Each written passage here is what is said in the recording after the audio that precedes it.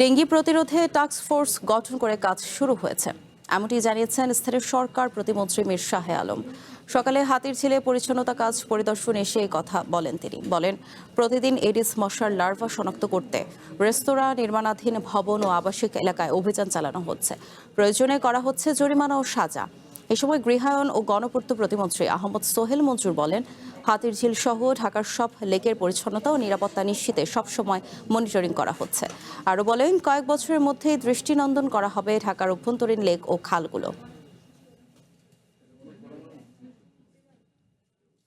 বারিধারা, বনানীর পার্শ্ববর্তী এলাকা এবং পর্যায়ক্রমে আমরা পুরো ঢাকা শহর এবং অন্যান্য শহরগুলিকে আমরা ক্লিন, গ্রিন এবং সেফ সিটি করার জন্য কাজ করে যাচ্ছি।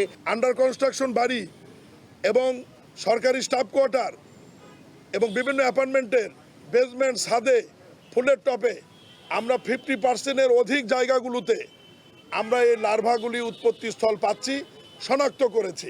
আমরা গতকাল জরিমানা করেছি, অনাদায়ে সাজা দিয়েছি ম্যাজিস্ট্রেটের মাধ্যমে।